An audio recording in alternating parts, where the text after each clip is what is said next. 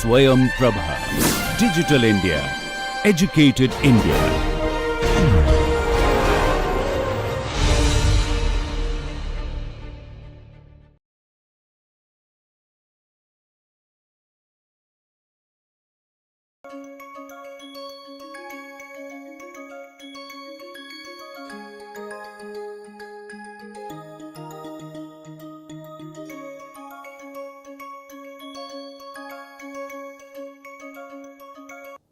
Let's now spend a little bit of time on the two most important components of a sales channel. The first is the distributor, and the second is the retailer. Let's start with the distributor. A distributor is a person who distributes, which basically means he takes product from one or two sources and distributes it, spreads it over many, many retailers or consumers, which means that he buys in bulk. A distributor may buy a full truckload. Large global distributors may buy a container load. A very big distributor, let's say for cars, a distributor of cars, a Ford, or General Motors, or Maruti, or Mahindra, or Hyundai, may buy a shipload of cars. And he buys it from the manufacturer. And what it does then is to take those large lots of soaps, detergents, cars, phone, PCs, laptops, and sells it in small lots to retailers, or sometimes individual units to a consumer. So a car or a truck distributor may buy 100 truck or 1,000 truck from Tata Motors or Ashok Leyland or Ford or General Motors or Toyota. So they may buy thousands of trucks, but maybe sell 10 trucks to a B2B customer, which means a corporate customer, or they may sell one truck to the driver. And same with phones or soaps or detergents. So that's why they are called distributors. And what it does, it allows the company to not worry about distribution, because a manufacturer should manufacture, and they spend a lot of time developing new products and packaging them, making them, assembling them, etc., without having to worry about how they should reach you and me. So that's the role that distributor plays. It allows the manufacturer to reach a large number of retailers and consumers. Distributor management is a very good career option. So for those of you who want to join a manufacturer and manage the supply chain or the retail network or the distribution network, or you want to become a distributor yourself, it's something that you should be aware of and learn. If you join a manufacturing company like ITC or Godrej Consumers, or Tata Tea or Tata Coffee or Unilever, and if you join in the sales function, chances are you'll spend a lot of time managing distributors. So what does distributor management look like? First of all, distributors are independent legal entities. So they're independent businesses versus the manufacturer. So the first thing is that the manufacturer and the distributors have to sit together and agree on what is called a sales target or a revenue target or a profit target. So a large company like Marico or Dabur will probably sit down with their distributor network every year, every 6 months, every 3 years, or 3 months, and then jointly agree and say, these are the targets you should go for. So if there's a distributor in Mumbai or Maharashtra, that distributor will sit with the manufacturer and agree on certain sales targets and revenues based on past trends, new product launches, and so on. Once the distributor has done that planning with the manufacturer, distributor also has to plan which are the retailers that he will sell to and how will he cover them. Will he go and sell them once a week, once a month, once in 6 months, every day? So that's retail coverage planning. Distributors are also collecting orders from the retailers and placing them on the manufacturers. So he receives goods from the manufacturer and then he supplies them to the retailer. So in all of this, there is an order management process.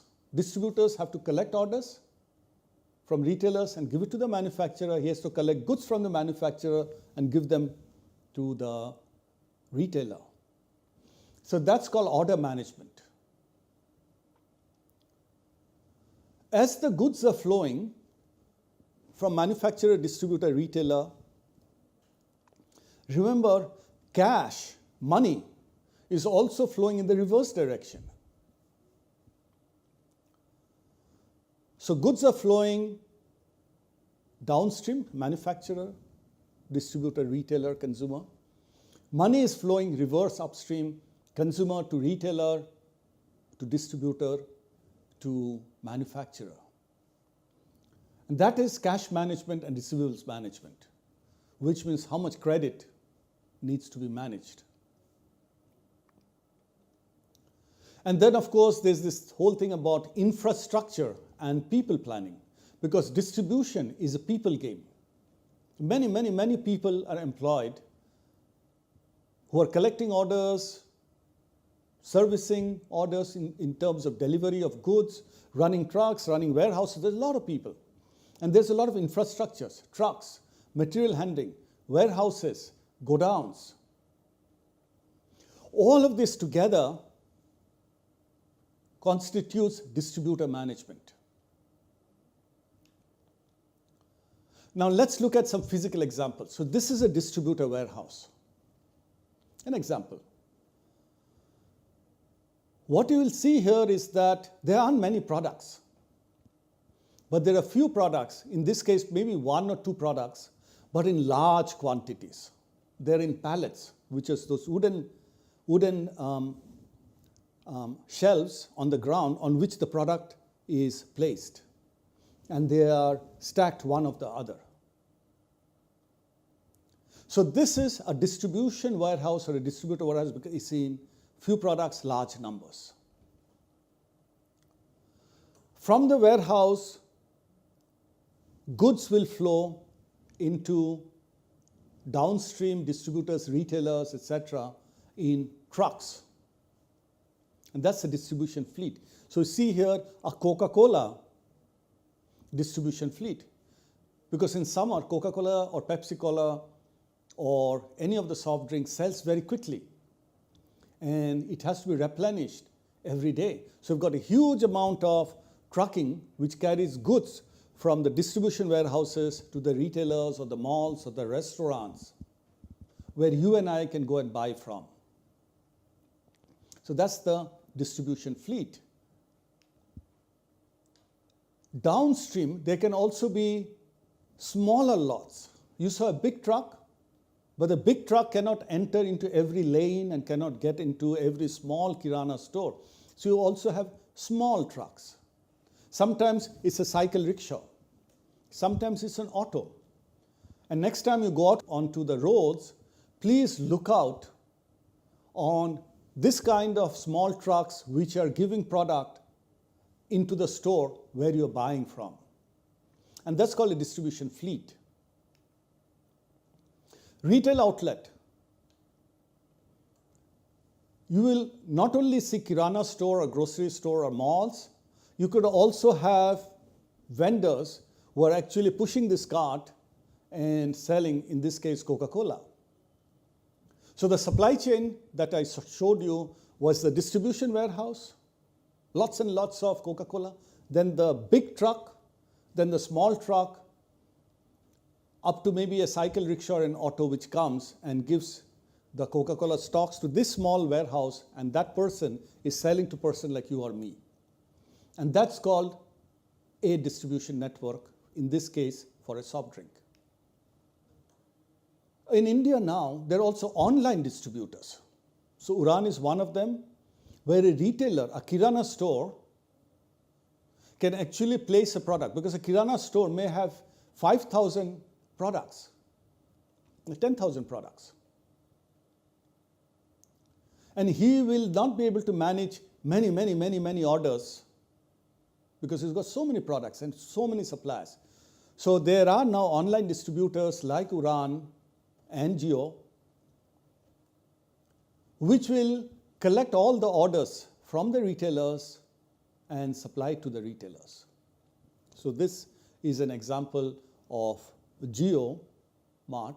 So you can, as a consumer, can go and buy from Jio Mart, but retailers can also buy from Jio Mart and open what is called a business.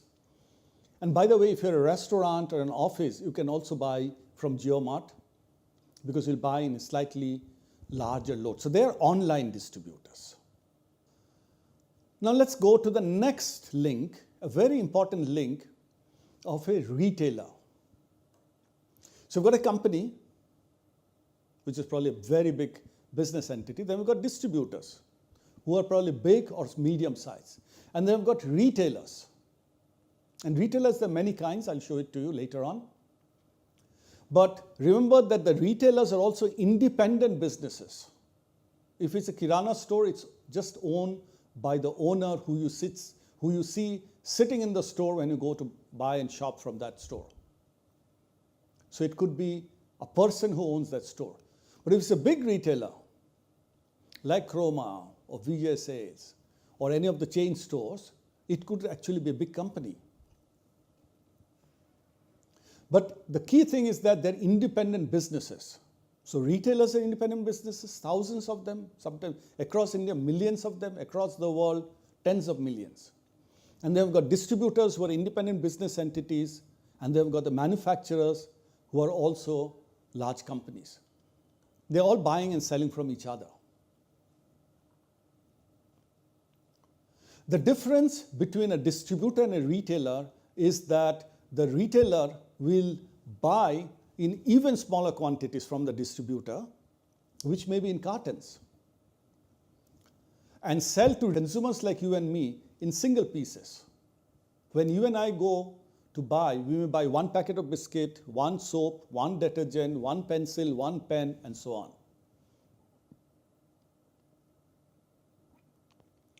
So you've got a manufacturer who makes in very large numbers, gives it to distributors who buys in smaller lots.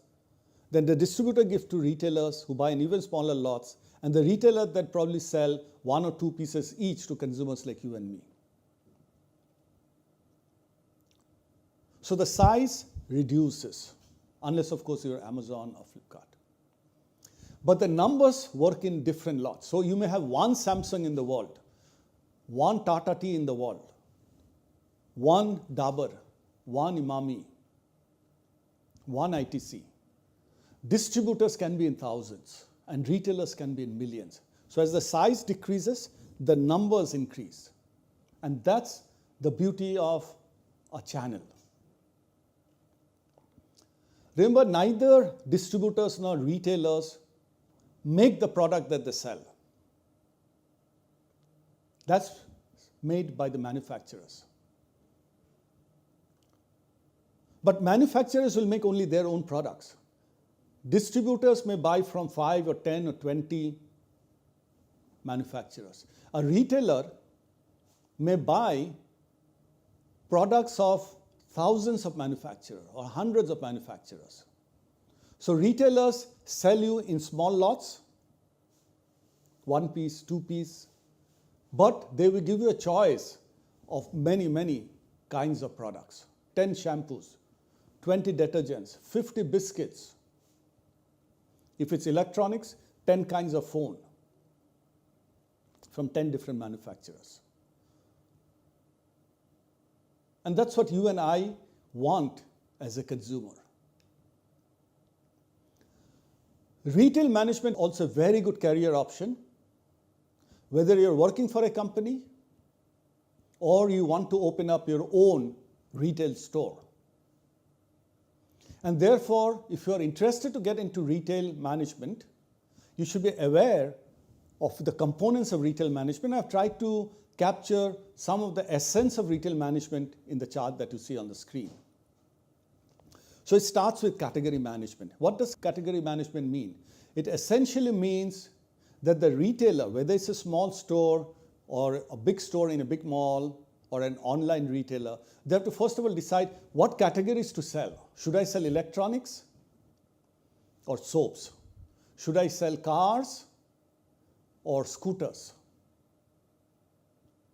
Should I sell food or should I sell creams and lotions and beauty care products? So that's category. Which category should I sell? That's called category management. The next part is shelf management. Now, most retailers are small, and the biggest retailer may be a few thousand square feet. Of course, you can have a Walmart or a Star Bazaar or a Big Bazaar, etc., and they may be 50,000 square feet or 100,000 square feet, but it's still limited shelf space. So you have to figure out, what do I put in my shelf? Which consumers can buy from? So category management and shelf management, I'll show you some examples in a minute, are driven by demand that you and I have for that product. And retailers have to understand the demand, because if you and I as consumers want ABC and retailers are stocking XYZ, we will not be happy as consumers because we want ABC. Retailer doesn't have it. And retailers will not be happy because they can't feed our demand. So it's very important that category management, shelf management is taken care of. Then you get into the operations of retail management. Supply chain management, buying the product daily, weekly, monthly, and then making sure that you're ordering on the distributors, be it on Uran or JioMart or any of the distributors that's giving you the product. So supply chain management, order management. But retailing is also about cash and people. Because if you walk into a store, if it's a small store, you'll find the owner plus 5 or 6 people or 2 or 3 people or maybe one other person who is servicing you when you walk into the store. If it's a mall or a supermarket, you go to a Star Bazaar or D-Mart, there'll be maybe 20 people, 30 people, 100 people, 200 people. Those people have to be managed. And then, of course, continuous flow of cash. So goods are flowing in from manufacturer, distributor, retailer to consumers like you and me. Cash is flowing the other way. We give the cash to the retailer, retailer gives the cash to the distributor, distributor gives the cash to the manufacturer. So let's look at an example of D-Mart, which is a well-known retail chain, popular in West India mostly and some part of South. But then every part of India and every country outside of India will probably have a supermarket like this, a Walmart or Costco or Tesco outside India, and in India maybe Star Bazaar or Big Bazaar or Reliance Retail. Okay? But let's look at a typical case like this. So you walk into a store like this is what the store will look like. And this is what self-management is all about. Those shelves have to be replenished, because consumers and shoppers are continuously coming, buying. Sometimes you're taking something out and putting it back. Sometimes you're not putting it back. So those shelves have to be full of goods. If it's empty, the consumer like you and me cannot buy. So shelf management is extremely important. Now, if you look at the shelves here, you've got the big boxes and the unit packs below. So if you and I go and pick up 1 or 2 bottles or 1 or 2 packets, someone has to come back and replenish and fill up that shelf from the stock on top of the store, on top of the shelf. You can look at the picture there. Category management I talked about. So what's category management? Is the products that you store, the categories that you store. So here you find there's a whole row of Ariel, which is a detergent for washing clothes. And then we've got Surf. So the first two columns or rows of shelves are filled with detergents. But then after that, you get into other products if you look at the pictures. There may be shampoos or soaps and so on. So both shelf and category management are driven by demand. What you and I want or the shoppers want is the essence of what the retailer has to put on the shelf and has to offer to us.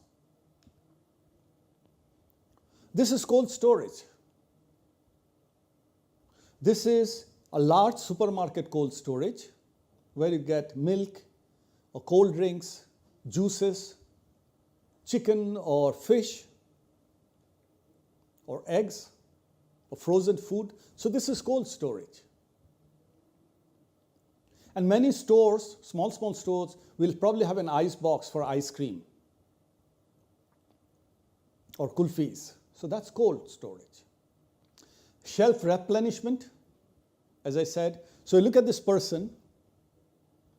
He's coming in a trolley. And if you look at that orange soft drink, it's in a pack of 6 or 12. And what this person will do is he will tear up the pack of 6 and put in individual pieces. Because when you and I go, we'll probably not buy 6 of that large bottle there. We'll probably buy 1 or 2 pieces.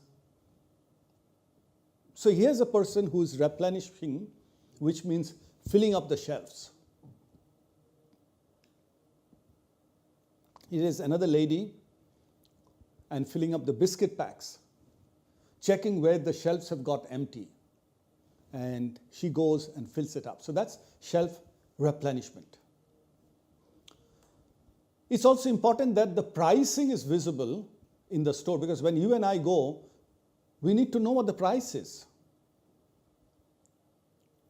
So sometimes in an unbranded commodity like rice or sugar, there's no price marking. So you have to put a sticker there and says, this rice is 40 rupees a kilo or 70 rupees a kilo. If very expensive rice, maybe 100 rupees a kilo. If it's not that expensive, maybe 20 rupees a kilo. And you can see the price marking. And then sometimes you promote products and you say, here's a special discount for you. And in the store, and you can see the DMart sign out there, that this is the discount on most of the products or all the products or some of the products in the store. So that's a promotion. And then you have to manage a point of sale, which is where you check out. So if you go to a small store, the owner is sitting there, you buy a few products and you give the money to the owner and you walk out. But in a supermarket, there are hundreds, sometimes thousands of shoppers who go in every day. So you'll find that there's a lot of checkout counters. And there you give all your products, the person at the counter bills you, you pay the money, cash or UPI or credit card, and then you walk out. But either way, it's a point of sale. Whether it's an owner in a Kirana store or a checkout counter in a supermarket, you have to manage your point of sale.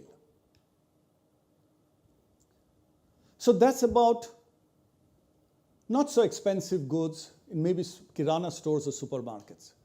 Now let's look at a different category, electronics.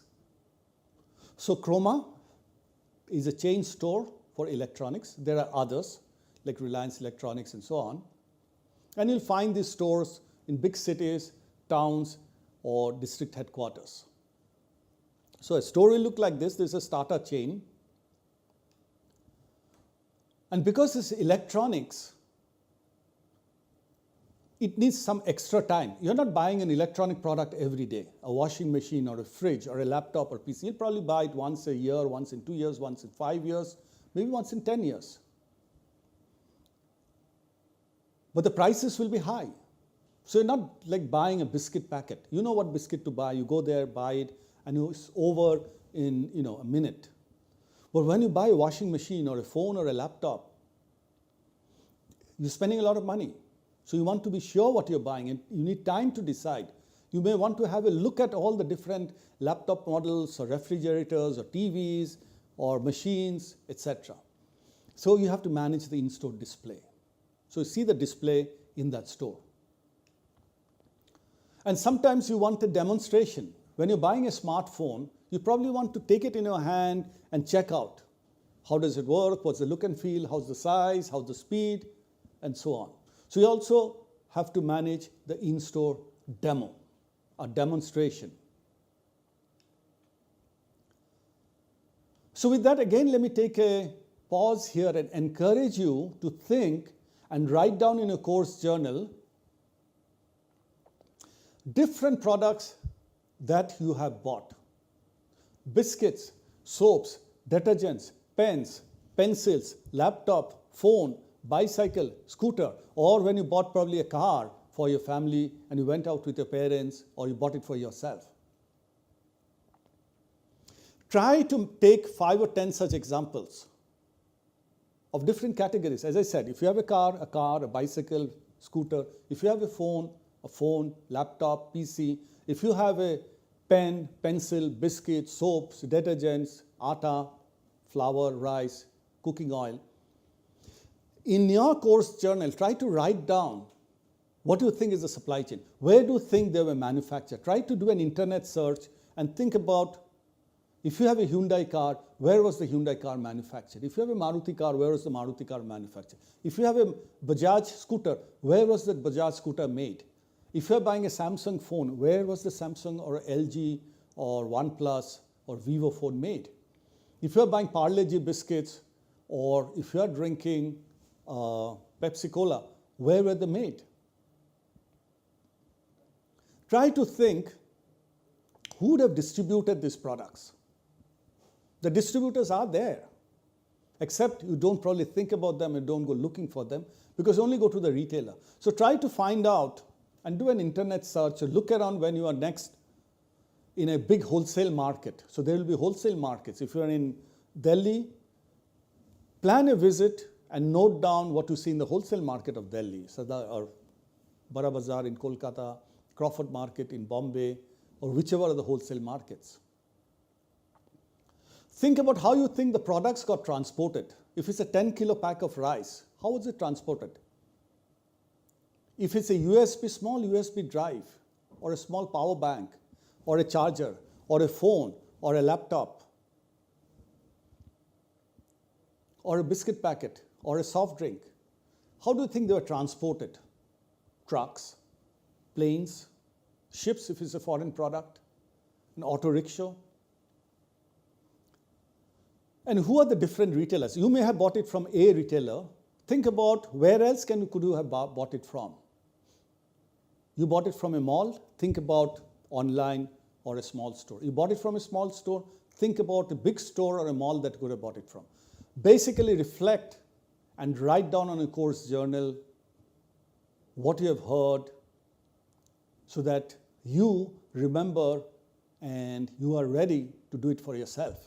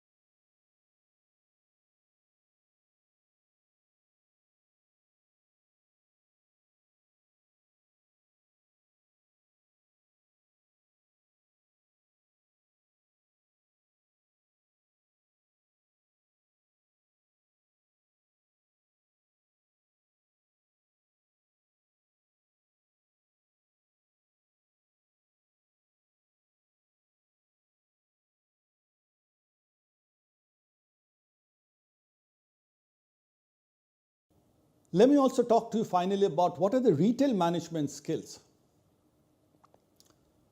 You may want to join a retail company. You may want to join, let's say, a Tata Chroma or a Jio Mart or Reliance Retail. You may have a small store of yourself or set up a small store for yourself. So what are the skills that you need to develop? First is leadership and teamwork. If you're setting up a small store in a small town, you will still need maybe 1%, 2%, 5%, 10% in your store. And you as the owner have to lead those 4, 5, 6 people. If you join and start becoming a store manager for a large D-Mart store or a large Star Bazaar or a large Chroma store, you may have 100 people in that store. Abroad, if you go for a very big store, there may be 500 people in that store.